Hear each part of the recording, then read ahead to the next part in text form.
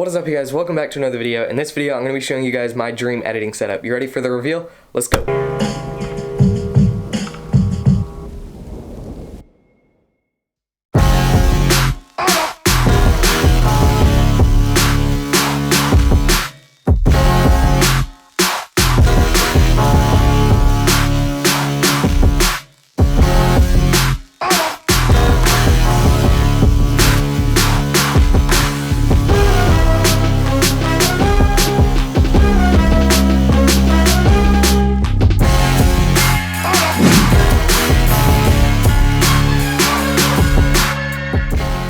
So this is my 2020 desk setup. I'm gonna go over everything on the desk. I'm not gonna go into too much detail about everything just because I don't wanna make this video super long, but we're gonna start on the left side and work our way to the right. And you might think we're gonna start with my computer, but we're actually gonna start with what's behind it, and that is basically my bedside stuff. So that consists of my Google Home Mini, which I mainly use for checking the weather and setting alarms, so not too much.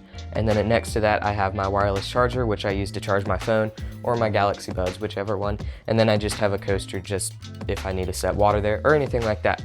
So going through this stuff really quickly, we're gonna go ahead and get into my computer.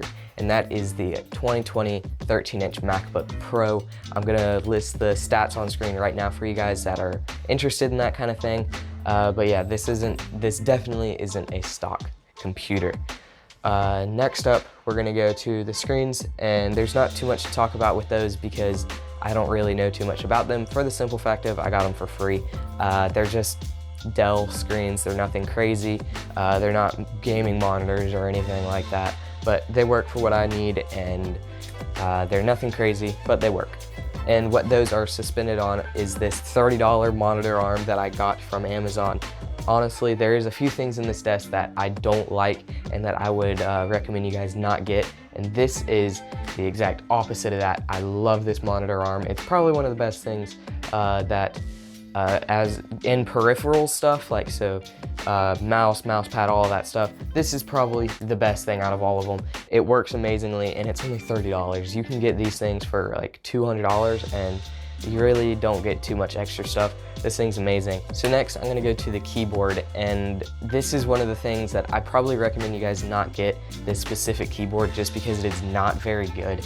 I don't really like it. I've had some problems with it just not connecting to the computer, even though it is a wired keyboard. It plugs right into the dock that I have plugged into my computer. The backlight is nothing special. It's not RGB or anything. It's just plain white, and it has different lighting effects, but they've also, for some reason, some of them have been tinted yellow, like after a while stuff has gone behind it or something and they've ended up turning yellow. I just have to take the keycap off, clean it, and put it back on. It's really annoying. I don't know why it does that, just randomly notice it that 2 or 3 of my keys are yellow out of nowhere. I don't know why.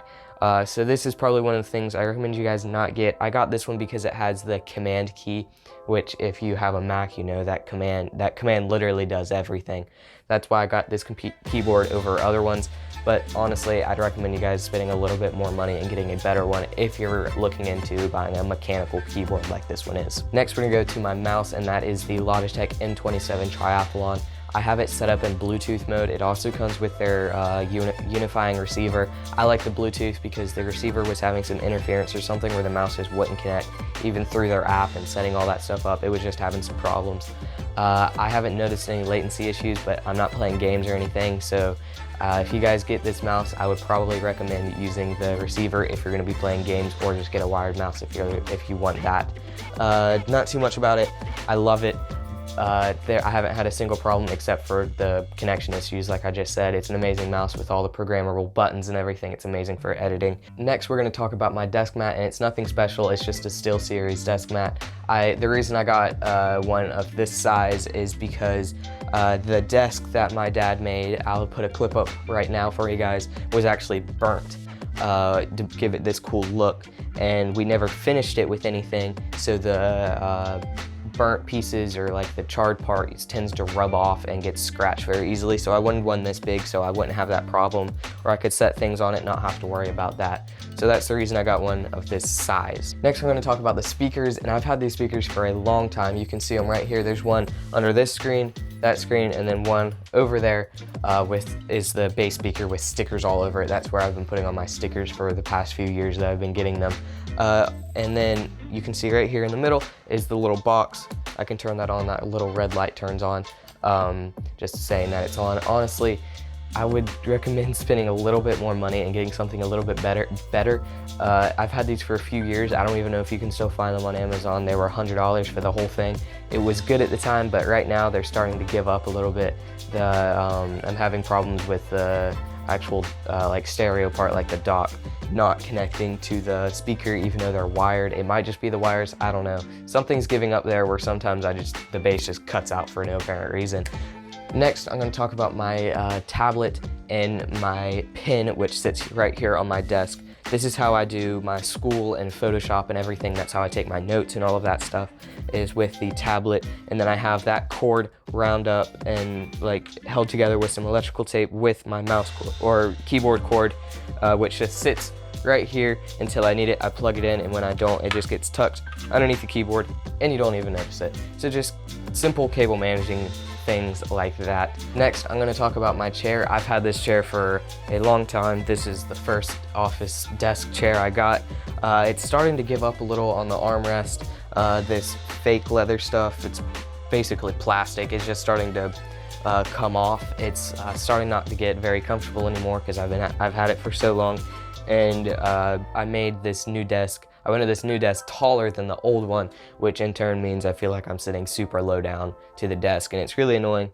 But I'm probably gonna end up getting a new chair at some point, but for now, this one's doing the job. I don't need anything crazy, but that is basically everything, except for all the random cable management stuff and the dock that I have sitting right here, which has everything like my keyboard and my tablet cord and then an SD card reader, all that kind of stuff plugged into my computer, since my computer only has USB-C and all of my stuff is USB-A, the big USB that you're probably used to seeing. But that is basically everything. I hope you guys enjoyed this little overview desk tour.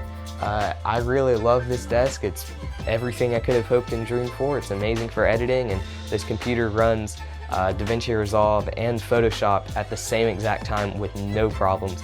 It's amazing. I love it. But I hope you guys enjoyed this video. I'll see you guys in the next one. Later.